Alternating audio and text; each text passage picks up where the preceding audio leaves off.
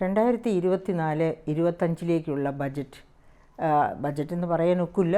അതിന് നമുക്ക് ഇടക്കാല ബജറ്റ് അഥവാ ഇൻറ്റേരിം ബജറ്റ്, അതുമല്ലെങ്കിൽ വോട്ട് ഓൺ അക്കൗണ്ട്, അതായത് ഇനി ഇലക്ഷൻ കഴിഞ്ഞ് പുതിയ ഗവൺമെൻറ് ഫോം ചെയ്ത് പൂർണ്ണ ബജറ്റ് അവതരിപ്പിക്കുന്നത് വരേക്ക് വേണ്ട വരവും ചെലവും അങ്ങനെയുള്ള കാര്യങ്ങൾ, ഗവൺമെൻറ്റിൻ്റെ നിത്യനിദാന ചെലവുകളും ഒക്കെ നടത്തിക്കൊണ്ട് പോകുന്നതിനുള്ള ഒരു ചെറിയ ഇടക്കാല ബജറ്റാണ് പാസ്സാക്കിയത്. പക്ഷേ ആ ബജറ്റിൽ എന്തു പറഞ്ഞില്ല എന്നതിന്, അതുകൊണ്ട് തന്നെ ബജറ്റിൽ ഒരു പൂർണ്ണ ബജറ്റിൻ്റെ രൂപം നമുക്ക് കിട്ടുകയില്ല. പക്ഷേ എന്ത് പറഞ്ഞില്ല എന്നതിനേക്കാൾ ഉപരി എന്ത് പറഞ്ഞു എന്നതാണ് വളരെ പ്രധാനപ്പെട്ട ഒരു കാര്യം. ബഹുമാനപ്പെട്ട ധനമന്ത്രി വലിയ ആത്മവിശ്വാസത്തോടു കൂടിയാണ് അടുത്ത ജൂലൈയിൽ ഞാൻ വീണ്ടും പൂർണ്ണ ബജറ്റുമായി നിങ്ങളുടെ മുൻപിൽ പ്രത്യക്ഷപ്പെടും എന്ന് പറയുന്നത്. അന്ന് നിങ്ങൾക്ക് സന്തോഷമാകത്തക്ക രീതിയിലുള്ള ഒരു വ്യാപ്തമായ ഒരു ബൃഹത്തായ ബജറ്റ്, നിങ്ങൾ പ്രതീക്ഷിക്കുന്ന തരത്തിലുള്ള പ്രഖ്യാപനങ്ങളുമായി ഒരു ബൃഹത്തായ ബജറ്റുമായി ഞാൻ നിങ്ങളുടെ മുൻപിലെത്തുമെന്ന ആത്മവിശ്വാസത്തോടെ പറഞ്ഞു. അതാണ് എല്ലാവരെയും അമ്പരപ്പിക്കുന്നത് അല്ലെങ്കിൽ ആശ്ചര്യപ്പെടുത്തുന്നത്. എന്തുകൊണ്ടായിരിക്കണം അതായത് അങ്ങനെ പറഞ്ഞത്? അങ്ങനെ പറയാൻ വേണ്ടി എന്തെങ്കിലും ബജറ്റിൽ ചെയ്തിട്ടുണ്ടോ? ബജറ്റിൽ ഉണ്ടായിരുന്നതിൽ ഒട്ടുമിക്ക കാര്യങ്ങളും തിരിച്ചുവരവിൻ്റെ പ്രഖ്യാപനമായിരുന്നു. തിരിച്ചുവരവിൻ്റെ പ്രഖ്യാപനമായിരുന്നു എന്ന് വെച്ചാൽ, ഈ കഴിഞ്ഞ 10 വർഷം കൊണ്ട് നരേന്ദ്രമോദി ഗവൺമെൻറ്റാണ് ഇന്ത്യയെ ഇതുപോലെയുള്ള ഒരു ഇന്ത്യയാക്കി മാറ്റിയത് എന്നാണ് നിർമ്മല സീതാരാമൻ്റെ ആ ബജറ്റ് പ്രഖ്യാപനത്തിലൂടെ നമുക്ക് മനസ്സിലാകുന്നത്. അപ്പോൾ ഞാൻ പെട്ടെന്ന് ഓർത്തുപോയത്, ഈ പോയ കാല ഇന്ത്യ, അതായത് ഈ 2014 മുൻപുണ്ടായിരുന്ന ഇന്ത്യ വളരെ എന്താണ് പറയുക, ദാരിദ്ര്യ ആർന്ന ഒരു ഇന്ത്യ, അതുപോലെ തന്നെ ഫണ്ടമെൻ്റൽസ് ഒന്നും ശരിയല്ലാതിരുന്ന ഒരു ഇന്ത്യ. എല്ലാ ഫണ്ടമെൻ്റൽസും ഞങ്ങളാണ് നന്നാക്കിയത്. 25 കോടി ജനങ്ങളെ ദാരിദ്ര്യത്തിൽ നിന്ന് ഞങ്ങളാണ് കരകയറ്റിയത്. ഇങ്ങനെയുള്ള പ്രഖ്യാപനങ്ങൾ മാത്രം നടത്തിക്കൊണ്ട് പഴയ കാലത്തെ തമസ്കരിക്കുമ്പോൾ ഞാൻ അത്ഭുതപ്പെട്ടു പോയത്, വാജ്പേയി ഗവൺമെൻറ് അത് പൂർണ്ണമായിട്ടും ഒരു BJP ഗവൺമെൻറ്റായിരുന്നു. ആ വാജ്പേയി ഗവൺമെൻറ്റിനെ പോലും എന്തുകൊണ്ട് തിരസ്കരിക്കുന്നു എന്നാണ് ഞാൻ. കാരണം വാജ്പേയി ഗവൺമെൻറ്റിൻ്റെ അവസാന കാലത്ത് നിങ്ങൾ എൻ്റെ സുഹൃത്തുക്കൾ ഓർക്കുന്നുണ്ടാകും, ഷൈനിങ് ഇന്ത്യ എന്നായിരുന്നു ഒരു മുദ്രാവാക്യം കൊണ്ടുവന്നത്. അതായത് അതുവരെ ഉണ്ടായിരുന്ന ഇടത് വലതുപക്ഷ കോൺഗ്രസ് ഇതര ഗവൺമെൻറ്റുകളെക്കാളൊക്കെ ഇന്ത്യയെ ഷൈനിങ്ങിലേക്ക് കൊണ്ടുവന്ന, ഇന്ത്യയെ വളർച്ചയിലേക്ക് കൊണ്ടുവന്ന ഒരു ഗവൺമെൻറ് ആയിരുന്നു വാജ്പേയി ഗവൺമെൻറ്. അതുകൊണ്ട് വാജ്പേയി ഗവൺമെൻറ് വീണ്ടും തിരിച്ചു വരും. 2002 ഉള്ള ഒരു ഷൈനിങ് ഇന്ത്യയുടെ ഒരു മുഖം അതായിരുന്നു ലോകത്തിന് മുൻപിൽ കാണിച്ചത്. അപ്പോൾ ഷൈനിങ് ഇന്ത്യ എന്ന് പറഞ്ഞതുകൊണ്ട് തന്നെ തീർച്ചയായിട്ടും ഷൈൻ ചെയ്യുന്ന എന്തിനേയും നമ്മളെ ആകർഷിക്കാൻ പറ്റും, നമ്മൾ സ്വീകരിക്കുകയും ചെയ്യും. അങ്ങനെ ജനം സ്വീകരിക്കും, ജനം ഈ ഗവൺമെൻറ്റിന് ഒരു തിരിച്ചുവരവിനുള്ള സാധ്യത ഒരുക്കും എന്ന മെസ്സേജ് കൊടുത്തുകൊണ്ടാണ് ഷൈനിങ് ഇന്ത്യ എന്ന് പറഞ്ഞ് വലിയ പ്രഭാവത്തോടെയുള്ള അഡ്വർടൈസ്മെൻറ്റ്സും കാര്യങ്ങളും ഒക്കെയായിരുന്നു അന്നുണ്ടായിരുന്നത്. പക്ഷേ വാജ്പേയി ഗവൺമെൻറ് മോശപ്പെട്ട ഒരു ഗവൺമെൻറ് ആയിരുന്നില്ല, നല്ല ഗവൺമെൻറ് തന്നെയായിരുന്നു, നല്ല ഭരണം കാഴ്ചവെച്ച ഗവൺമെൻറ് ആയിരുന്നു. പക്ഷേ അയോധ്യ ഇഷ്യൂ പോലെയുള്ള ചില ഇഷ്യൂകളുമായിട്ടൊക്കെ ബന്ധപ്പെട്ട കാര്യങ്ങൾ ഒഴിച്ചാൽ നല്ല ഭരണം കാഴ്ചവെച്ച ഒരു ഗവൺമെൻറ് തന്നെയായിരുന്നു. അപ്പോൾ ആ ഗവൺമെൻറ് ഷൈനിങ് ഇന്ത്യ എന്ന് പറഞ്ഞ് തിരിച്ചു വരുമെന്നുള്ള ശുഭപ്രതീക്ഷ കാണിച്ചത് ഒരുപക്ഷെ നിർമ്മല സീതാരാമൻ ഇപ്പോൾ ഓർത്തിരിക്കുന്നോ എന്നെനിക്കറിഞ്ഞുകൂടാ. എനിഹാവും അതിന് ഇക്വലൻ്റായ, അതിനേക്കാളും 10 മടങ്ങ് ശോഭയോടെ ഈ ഗവൺമെൻറ് വീണ്ടും തിരിച്ചു വരുമെന്നുള്ള ആത്മവിശ്വാസം പങ്കുവച്ചാണ് നിർമ്മല സീതാരാമൻ തൻ്റെ ഇടക്കാല ബജറ്റ് അവതരിപ്പിച്ചത്. അപ്പോൾ എന്തായിരിക്കും? ഒന്നാമത് എല്ലാവരും പരക്കെ പറയുന്നത് പോലെ തന്നെ, അതായത് ഈ കഴിഞ്ഞ 14 വർഷം കൊണ്ടാണ് ഇന്ത്യയായത് എന്ന് എസ്റ്റാബ്ലിഷ് ചെയ്യുക, സ്ഥാപിക്കുക. അതിനുവേണ്ടി കുറേ കാര്യങ്ങൾ, കുറേ എണ്ണി പറയുന്ന നേട്ടങ്ങൾ ഉണ്ടായിരുന്നു ബജറ്റിൽ. ആ നേട്ടങ്ങൾ തന്നെയാണ് നരേന്ദ്രമോദി, ഇപ്പോൾ നമ്മൾ പത്രം എടുത്തു നോക്കിയാൽ അതിൻ്റെ അടിയിൽ നരേന്ദ്രമോദി ഗ്യാരണ്ടി, അതുപോലെ ന്യൂസ് കേട്ടുകൊണ്ടിരിക്കുകയാണെങ്കിൽ അതിനകത്തും നരേന്ദ്രമോദി ഗ്യാരണ്ടി എന്ന് പറഞ്ഞിട്ട് നമുക്ക് കുറേ വാഗ്ദാനങ്ങൾ കാണിക്കുന്നുണ്ട്. ആ വാഗ്ദാനങ്ങൾ കൊണ്ട്, പക്ഷേ സത്യം എന്താണെന്ന് വെച്ചാൽ ആ വാഗ്ദാനങ്ങളൊക്കെ വെറും വീൺവാക്കുകളാണ് എന്നുള്ളതാണ് അതിൻ്റെ വസ്തുത. അതായത് കുറച്ച് കാര്യങ്ങൾ വളരെ കുറച്ച്, അത് വലിയ പ്രഖ്യാപനം നടത്തുക, അത് ഫോളോ അപ്പ് ചെയ്യുന്നു, അത് പൂർത്തിയാക്കുന്നു, അതുകൊണ്ട് ജനങ്ങളെ സമുദ്ധരിക്കുന്നു, പാവപ്പെട്ടവരെ ചേർത്ത് പിടിക്കുന്നു എന്ന അവകാശം നേടിയെടുക്കുകയല്ലാതെ യഥാർത്ഥത്തിൽ വേണ്ട രീതിയിൽ ആ പ്രഖ്യാപനങ്ങളോട് നീതി പുലർത്തുന്നില്ല. അതാണ് ഈ കഴിഞ്ഞ 10 വർഷവും നമ്മൾ കണ്ടത്. അതിൻ്റെ ഉദാഹരണമാണല്ലോ, അതായത് പിന്നെ പെട്രോൾ ഡീസൽ വില 50 രൂപയിൽ നിർത്തും, അതായത് വിദേശത്ത് എന്താണ് പറയുക, കള്ളപ്പണവുമായിട്ട് വിദേശത്ത് കഴിയുന്ന കള്ളപ്പണക്കാരെ എല്ലാം, അതായത് അവരുടെ വിദേശ ശേഖരം, കള്ളപ്പണ ശേഖരങ്ങൾ എല്ലാം കണ്ടുകിട്ടും, അത് 10 ലക്ഷം വീതം ഓരോരുത്തരുടെ അക്കൗണ്ടിലിടും. അങ്ങനെ എന്തൊക്കെ പ്രഖ്യാപനങ്ങളുമായിട്ടാണ് അന്ന് നരേന്ദ്രമോദി ഭരണത്തിലേക്ക് വരുന്നത്. എന്നിട്ടിപ്പോൾ പെട്രോളിയം ഉൽപ്പന്നങ്ങളുടെ വില എവിടെ നിൽക്കുകയാണ്? 50-ലാണ്. അതായത് ലോകത്തൊരു രാജ്യത്തും ഇത്ര ഉയർന്ന പെട്രോളിയം ഉൽപ്പന്നങ്ങളുടെ വിലയില്ല. അത് നികുതി മാത്രമല്ല, നികുതിക്ക് മേൽ സെസ്, സെസ്സിന് മേൽ സർചാർജ്, ഇങ്ങനെയൊക്കെ ഏർപ്പെടുത്തിയാണ് ഇന്ത്യക്കാരെ, അതായത് പെട്രോളിയം ഉൽപ്പന്നങ്ങളുടെ വിലയെന്ന് ഓർക്കുമ്പോൾ നാം ഓർക്കണം, നിത്യോപയോഗ സാധനങ്ങളിലേക്ക് ഇറങ്ങി വരുന്നതാണ് പെട്രോളിയം ഉൽപ്പന്നങ്ങളിൽ വിൽക്കുന്ന വില. കാരണം ട്രാൻസ്പോർട്ട് ചെയ്യാതെ ഒരു സംസ്ഥാനത്ത് നിന്ന് എല്ലാ സംസ്ഥാനങ്ങളിലേക്കും, അതുപോലെ തന്നെ അന്താരാഷ്ട്ര രംഗത്ത് നിന്ന് ഇങ്ങോട്ടും ഒക്കെ ഇറക്കുമതി ചെയ്യുകയും നിരന്തരം ട്രാൻസ്പോർട്ട് ചെയ്യുകയും ചെയ്യുന്ന ഉൽപ്പന്നങ്ങളാണ് നമ്മുടെയൊക്കെ ഭക്ഷ്യ ആണെങ്കിലും അല്ലെങ്കിൽ നമ്മുടെ ഉപഭോക്തൃ ശൃംഖലയിൽ വരുന്നത് എന്ന് പറഞ്ഞാൽ മതി. അപ്പം പെട്രോളിയം ഉൽപ്പന്നങ്ങളുടെ വില വർദ്ധിപ്പിക്കുക എന്ന് വെച്ചാൽ ഇവയുടെ എല്ലാം, അതായത് ഇമ്പോർട്ട് ചെയ്യുന്നതാണെങ്കിൽ കപ്പൽ വഴിയാണെങ്കിലും, അതുമല്ല കാർഗോ വഴിയായിട്ടാണെങ്കിൽ, എയർ കാർഗോ വഴിയാണെങ്കിലും ഒക്കെ, അതിലൊക്കെ പെട്രോളിയം ഉൽപ്പന്നങ്ങളുടെ ഏതെങ്കിലും വകഭേദമാണ് ഉപയോഗിക്കുന്നത്. അപ്പോൾ പെട്രോളിയം ഉൽപ്പന്നങ്ങളുടെ വില വർദ്ധിപ്പിക്കുക എന്ന് വെച്ചാൽ സമസ്ത ജനങ്ങളെയും, അതായത് ലോകത്തെ ഏറ്റവും ഉയർന്ന വിലയാണ് എന്ന് വെച്ചാൽ ഇന്ത്യയിലെ സമസ്ത ജനങ്ങളെയും, അതായത് ഭിക്ഷയാചിച്ച് നടക്കുന്നവർ തൊട്ട് സമ്പന്നർ വരെയുള്ള എല്ലാവരെയും ഒരുപോലെ പിഴിയുന്ന സമ്പ്രദായമാണ് ഈ ഗവൺമെൻറ് കൊണ്ടുവന്നത്. എന്നിട്ടാണ് ആ ഗവൺമെൻറ് വീമ്പിളക്കുന്നത് ഞങ്ങൾ എല്ലാ വിഭാഗത്തെയും ചേർത്ത് പിടിക്കുന്നു എന്നിട്ട് കുറേ കള്ളക്കണക്കുകൾ നമ്മുടെ മുൻപിലേക്ക് കൊണ്ടുവരികയാണ്. ആ എല്ലാ കള്ളക്കണക്കുകളിലും ഒരു 20% സത്യമുണ്ട്, ബാക്കി 80% കള്ളമാണ്. അപ്പോൾ പിന്നെ എവിടെ നിന്നാണ് നിർമ്മല സീതാരാമന് ഇത്രയധികം എന്താ പറയുക കോൺഫിഡൻസോടുകൂടി, ആത്മവിശ്വാസത്തോടുകൂടി തിരിച്ചു വരും, ജൂലൈയിൽ ഞാൻ സമ്പൂർണ്ണ ബജറ്റ് അവതരിപ്പിക്കും നിങ്ങൾ ആഗ്രഹിക്കുന്നത് പോലെ എന്ന് പറയാനുള്ള തൻ്റെ ഇടം എവിടുന്ന് കിട്ടിയത്? എനിക്ക് തോന്നുന്നു ഒരു പക്ഷേ രാംലല്ല ആയിരിക്കാം. അതായത് ഒരു ദീർഘകാല സ്വപ്നം BJPയുടെ, അത് ഇന്ത്യൻ ജനങ്ങളുടെ എന്ന് ഞാൻ പറയുന്നില്ല, BJPയുടെ ഒരു ദീർഘകാല സ്വപ്നമായിരുന്ന രാംലല്ല സാധ്യമായി. എന്താകാം ഇത്രയധികം കോൺഫിഡൻസിന് കാരണം ഇന്ത്യയിലെ പോപ്പുലേഷൻ്റെ മജോറിറ്റി ഹിന്ദുക്കളാണ്. അപ്പോൾ അങ്ങനെ ഒരു ഹിന്ദുക്കളുടെ താല്പര്യം സംരക്ഷിച്ചു, അവരുടെ ദീർഘകാല തലമുറകളുടെ താല്പര്യം സംരക്ഷിച്ച് ഞങ്ങൾ രാംലല്ല പൂർത്തിയാക്കി എന്ന ആ ഒരു കോൺഫിഡൻസ് ആണോ ഇതിൻ്റെ കാരണം? അങ്ങനെയാണെങ്കിൽ പ്രിയപ്പെട്ട സുഹൃത്തുക്കളെ, ഞാൻ മഹാത്മാഗാന്ധിയുടെ വില്ലേജ് സ്വരാജിൽ നിന്നുള്ള ഒരു വാചകം വായിക്കാം. അതിൽ പേജ് 250 മഹാത്മാഗാന്ധി, അതായത് മഹാത്മാഗാന്ധി കഠിനാധ്വാനത്തിൻ്റെ പാതയിലൂടെ എന്ന് വെച്ചാൽ നിരാഹാരം, നോൺ കോഓപ്പറേഷൻ എന്നൊക്കെ പറയുന്നത് ശരിക്കും കഠിനാധ്വാനത്തിൻ്റെ പാതയാണ്.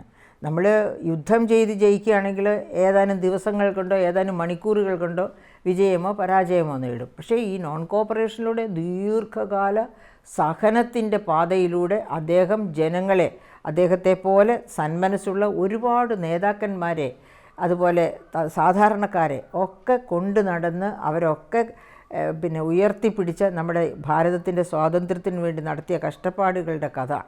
അതിനുശേഷമാണ് നാം സ്വാതന്ത്ര്യം നേടുന്നത്. അങ്ങനെ സ്വാതന്ത്ര്യം നേടിക്കഴിഞ്ഞിട്ട് അദ്ദേഹത്തിന് ഇന്ത്യയിലെ ജനങ്ങളെപ്പറ്റി, ഇന്ത്യൻ ഡെമോക്രസിയെപ്പറ്റി ഒരു സ്വപ്നമുണ്ടായിരുന്നു. ആ സ്വപ്നമാണ് അദ്ദേഹം ഈ വില്ലേജ് സ്വരാജിലൂടെ, അതായത് ആ സ്വപ്നം എന്ന് വെച്ചാൽ അദ്ദേഹത്തിൻ്റെ സ്വപ്നം, അദ്ദേഹത്തിന് ജീവിതത്തെപ്പറ്റി, ജനങ്ങളെപ്പറ്റി, സാധാരണക്കാരെ പറ്റി, സ്വന്തം നാടിനെ പറ്റി ഒക്കെയുള്ള സ്വപ്നം പങ്കുവയ്ക്കുന്ന പുസ്തകമാണ് വില്ലേജ് സ്വരാജ് എന്ന് പറയുന്നത്. ആ വില്ലേജ് സ്വരാജിൻ്റെ 250 പേജിൽ അദ്ദേഹം പറയുന്ന ഒരു വാചകം ഞാൻ വായിക്കാം. Let no one commit the mistake of thinking that Rama Rajya means a rule of the Hindus. ഞാൻ ആ സെൻറ്റൻസ് ഒന്നുകൂടി വായിക്കുകയാണ്. Let no one commit the mistake of thinking that Ramrajya means a rule of the Hindus.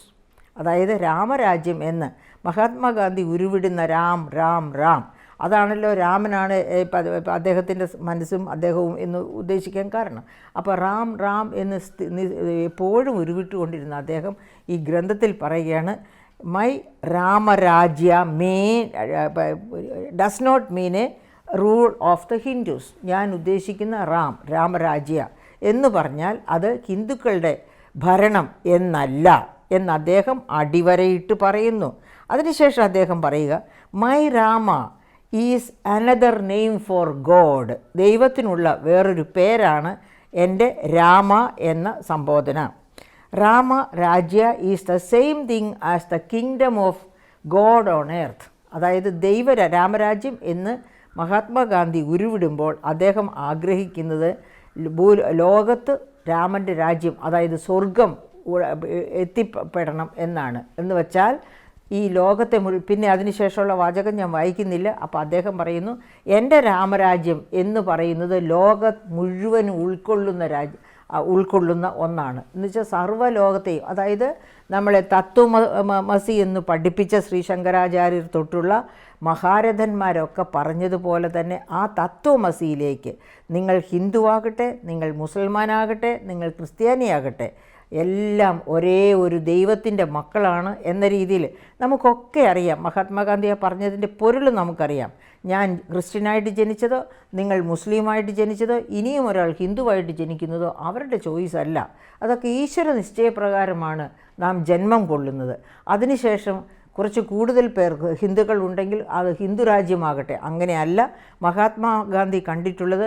നിറയെ പൂക്കൾ, വിവിധ തരം പൂക്കൾ നിറഞ്ഞു നിൽക്കുന്ന ഒരു പൂന്തോട്ടമാണ് ഈ ലോകം എന്ന ആ കോൺസെപ്റ്റിലൂടെയാണ് മഹാത്മാഗാന്ധി ഈ ഇന്ത്യയെ അതുപോലെ തന്നെ ലോകത്തെയും കണ്ടിട്ടുള്ളത്.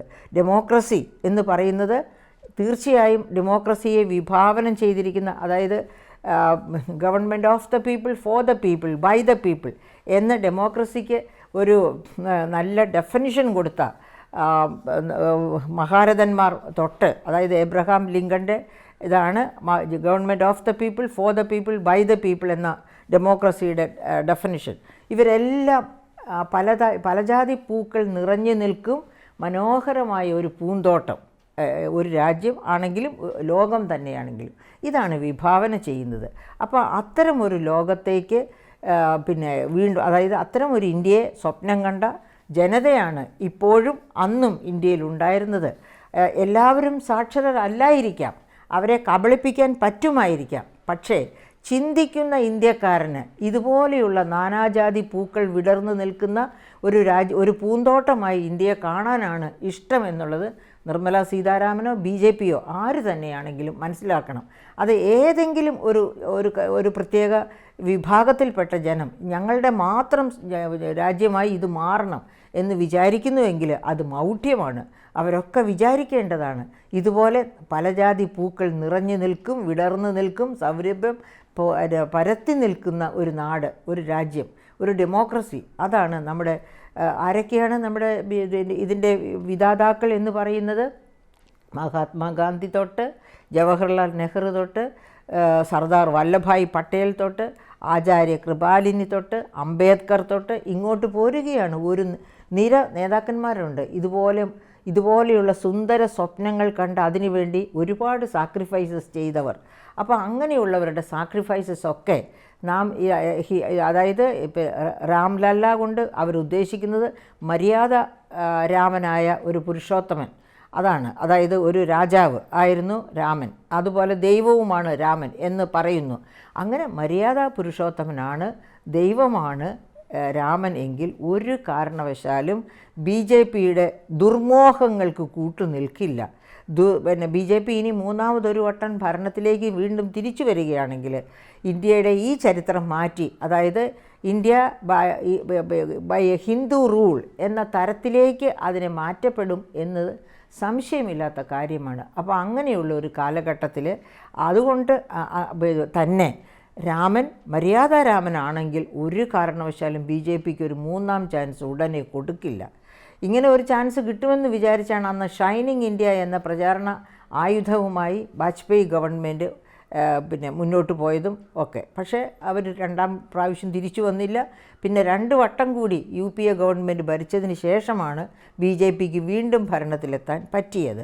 അപ്പോൾ ഏതായാലും ഈ പറയപ്പെട്ട ഈ ഓവർ കോൺഫിഡൻസ് തീർച്ചയായിട്ടും ശരിയല്ല എന്നുള്ള അഭിപ്രായമാണ് എനിക്കുള്ളത്. കാരണം ഈ കഴിഞ്ഞ 10 വർഷം കൊണ്ട് നേടിയെന്ന് പറഞ്ഞ് ബജറ്റിലൂടെ അവതരിപ്പിച്ച ആ പട്ടികയിലുള്ള കാര്യങ്ങൾ ഒന്നും തന്നെ നേടിയതല്ല. അതായത് നേടുമെന്ന് പറഞ്ഞു ബജറ്റുകളിലൂടെ ഈ പറയപ്പെട്ട എല്ലാ പദ്ധതികളും ഞാൻ ഇനി അത് ഒന്നൊന്നായിട്ട് ആവർത്തിക്കുന്നില്ല. ഓരോ പദ്ധതിയും ഓരോ ബജറ്റുകളിൽ പ്രഖ്യാപിച്ചിരുന്നു. പക്ഷേ അതൊന്നും നേടിയിട്ടില്ല. ഒരു 20%, 25% ഇത്രയൊക്കെയാണ് അതിൽ നിന്ന് നേട്ടമുണ്ടായത്. ബാക്കി മുഴുവൻ പണവും ഉദാഹരണത്തിന് ഞാൻ പറയാം. ബേട്ടി ബച്ചാവോ ബേട്ടി പഠാവോ എന്ത് കോണ്ടെക്സ്റ്റിലാണ് അങ്ങനെ ഒരു മുദ്രാവാക്യം തന്നെ ഉണ്ടാകുന്നത്? പെൺകുട്ടികൾ ബാധ്യതയാണ്, ആസ്തിയല്ല എന്ന വിചാരം കൊണ്ട് ഭ്രൂണത്തിലെ ഹത്യ ചെയ്യുന്ന മാതാപിതാക്കളുണ്ട്. അതുമല്ലെങ്കിൽ ജനിച്ചതിന് ശേഷം അവരെ കൊല്ലുന്ന, കുഞ്ഞായിരിക്കുമ്പോൾ തന്നെ കൊല്ലുന്നവരുണ്ട്. ഇനിയോ അല്ലെങ്കിൽ കൊല്ലാതെ തന്നെ വളർത്തിയാൽ പോലും ആൺകുഞ്ഞുങ്ങൾക്ക് കൊടുക്കുന്ന അത്ര പോഷക സമൃദ്ധമായ ആഹാരം കൊടുക്കാതെ വളർത്തുന്ന, വിവേചനം കാണിക്കുന്ന മാതാപിതാക്കളുള്ള ഒരു ഇന്ത്യയിലാണ് നാം ജീവിക്കുന്നത്. അപ്പോൾ അങ്ങനെയുള്ള ഇന്ത്യയിൽ പെൺകുട്ടികളെ ചേർത്ത് പിടിക്കുക, പെൺകുട്ടികളെ പഠിപ്പിക്കുക എന്നതാണ് ആ മുദ്രാവാക്യം കൊണ്ട് ഉദ്ദേശിക്കുന്നത്. പക്ഷേ ഇതിനു വേണ്ടിയുള്ള പ്രചാരണ തന്ത്രങ്ങൾ കണ്ട ഒരു ഇന്ത്യൻ പൗരൻ തന്നെ സുപ്രീം കോടതിയിൽ അതേപ്പറ്റി പഠിച്ച്, തൻ്റെ വക്കീലുമായി പഠിച്ച് സുപ്രീം കോടതിയിൽ ഒരു റിട്ടേൺ ഫയൽ ചെയ്യുന്നു. എന്നിട്ട് അപ്പോൾ എന്തായിരുന്നു അവരുടെ കണ്ടെത്തൽ? ഈ ബേട്ടി ബച്ചാവോ ബേട്ടി പഠാവോ എന്ന കാറ്റഗറിയിൽ വകയിരുത്തിയിരിക്കുന്ന ബജറ്റിൽ വകയിരുത്തിയിരിക്കുന്ന ഫണ്ടിൻ്റെ 80% അഡ്വർടൈസ്മെൻറ്റിന് വേണ്ടി മാത്രം പോവുകയാണ്. അപ്പോൾ പിന്നെ എന്ത് തരം ചേർത്ത് പിടിക്കലാണ് ബേട്ടി ബച്ചാവോ ബേട്ടി പഠാവോ എന്നും പറഞ്ഞ്? ആ തരത്തിലാണ് ഈ BJP ഗവൺമെൻറ് കഴിഞ്ഞ 10 വർഷങ്ങളിൽ ഇന്ത്യൻ ജനതയെ, അതും സാധാരണക്കാരെയാണ് ഇത്രയധികം പറ്റിക്കുന്നത്. സാധാരണക്കാരെ എന്ന് വിചാരിക്കേണ്ട. ഈ മഹത്തായ മുദ്രാവാക്യങ്ങളൊക്കെ കേൾക്കുമ്പോൾ നമ്മൾ ആരും വിചാരിക്കാൻ കൊള്ളാമല്ലോ ഈ ഗവൺമെൻറ്. പക്ഷേ ഈ ഗവൺമെൻറ് എത്ര ചെയ്തു, എത്ര അച്ചീവ് ചെയ്തു എന്ന് നോക്കി വരുമ്പോഴാണ് നമ്മളെ മണ്ടന്മാരും മണ്ടികളുമാക്കുന്ന ബജറ്റുകളാണ്, ഗവൺമെൻറ്റാണ് എന്ന് നമുക്ക് ബോധ്യം വരിക. അതുകൊണ്ട് പ്രിയപ്പെട്ട നിർമ്മല സീതാരാമൻ ഒരു വനിത എന്ന രീതിയിൽ അവരൊരു നല്ല കുടുംബിനിയുമാണ്. അതുകൊണ്ട് തന്നെ നല്ല കുടുംബിനി ആയതുകൊണ്ട് തന്നെ അവർ നല്ല ധനകാര്യമന്ത്രിയുമായിരിക്കും ഇന്ത്യയുടെ. പക്ഷേ അതായത് പുകഴ്ത്തലിൻ്റെ രാഷ്ട്രീയം അത് ഒരു നല്ല കുടുംബിനിക്കും ചേർന്നതല്ല. അതുപോലെ തന്നെ ഒരു നല്ല ഫിനാൻസ് മിനിസ്റ്ററിന് ഒട്ടുമേ ചേർന്നതല്ല. നല്ല ഒരു ഫിനാൻസ് മിനിസ്റ്റർ എത്ര വരുമാനമുണ്ട്, ആ വരുമാനം എങ്ങോട്ടൊക്കെ ചെലവഴിക്കണം, എന്തായിരിക്കണം മുൻഗണനകൾ എന്നൊക്കെ തീരുമാനിച്ച് ചെലവ് നടത്തുക, ബജറ്റ് അവതരിപ്പിച്ച് ചെലവ് നടത്തി അതായത് സമ്പദ്ഘടനയെ വളർച്ചയിൽ നിന്ന് വളർച്ചയിലേക്ക് ഒറ്റ ചാട്ടത്തിന് വളരാൻ ഒക്കില്ല ഒരു സമ്പദ്ഘടനയ്ക്കും. സാവകാശമേ വളർച്ചയുണ്ട്. ആ വളർച്ചയുടെ സദ്ബലം സാധാരണക്കാരിലേക്ക് ഇറ്റിച്ചിറങ്ങത്തക്ക രീതിയിൽ അത് ഡിസ്ട്രിബ്യൂട്ട് ചെയ്യുന്ന ഒരു ധനമന്ത്രിയായിരിക്കണം. അല്ലാതെ പാടി പുകഴ്ത്തലുകൾ കൊണ്ട് അടുത്ത പ്രാവശ്യവും മന്ത്രിസഭ ഫോം ചെയ്യും, ഗവൺമെൻറ് വരും, മന്ത്രിസഭ ഫോം ചെയ്യും, ഞാൻ തന്നെ ധനമന്ത്രിയായിരിക്കും എന്ന് ഉറപ്പിക്കത്തക്ക പാടി പുകഴ്ത്തലുമായിട്ട് ഒരു കാരണവശാലും ഒരു നല്ല ധനമന്ത്രി ഇന്ത്യൻ ജനതയുടെ മുൻപിലോ ലോക ജനതയുടെ മുൻപിലോ തല ഉയർത്തി നിൽക്കുന്നത് അഭികാമ്യമല്ല എന്ന് മാത്രമാണ് എനിക്കിവിടെ പറയാനുള്ളത്.